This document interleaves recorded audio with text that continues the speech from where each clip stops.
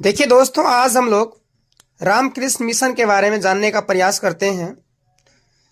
भारत का एक अत्यंत प्रभावशाली और पवित्र आध्यात्मिक व सामाजिक संगठन है।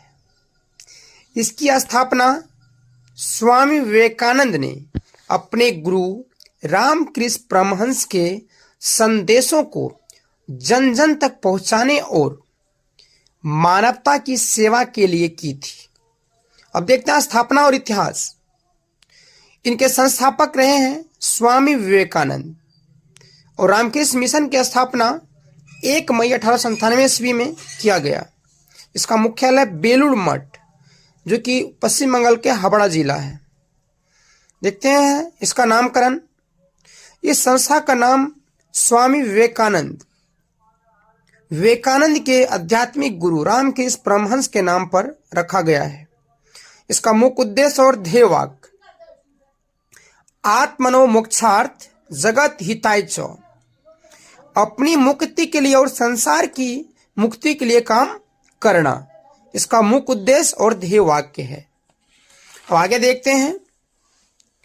प्रमुख उद्देश्य वेदांत का प्रचार, शुद्ध वेदांत और उपनिषद के ज्ञान को सरल भाषा में लोगों तक पहुंचाना, मानव सेवा ही माधव सेवा, माधव मतलब ईश्वर, शिव ज्ञाने जीव सेवा, प्रत्येक जीव में शिव का अंश मानकर उसकी सेवा करना के सिद्धांत पर काम करता। मतलब ये कहते हैं कि अगर ईश्वर का सेवा करना है तो आप मनुष्य का सेवा कीजिए। मनुष्य को ईश्वर के रूप में इस दुनिया में भेजा गया है, ईश्वर ने भेजा है, और इसलिए ये मानव सेवा में ज्यादा ध्यान देते हैं। ये पूजा पाठ ईश्वर भक्ति में ध्यान नहीं देते हैं।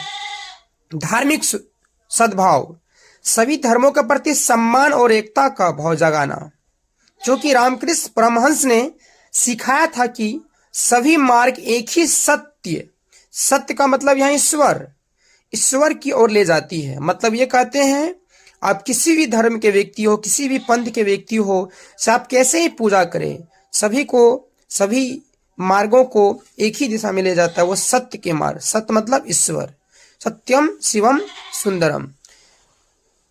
आगे देखते हैं। प्रमुख गतिविधियां, सेवा कार्य। रामकृष्ण मिशन के केवल एक धार्मिक संस्था नहीं कर रहा है, रामकृष्ण मिशन केवल एक धार्मिक संस्था नहीं है, बल्कि एक सामाजिक सुधारों में भी अग्रणी है। मतलब रामकृष्ण मिशन जो है सामाजिक सुधार के लिए भी बहुत सारे काम किए हैं। शिक्षा, देश दुनिया में मिशन द्वारा कई स्कूल, कॉलेज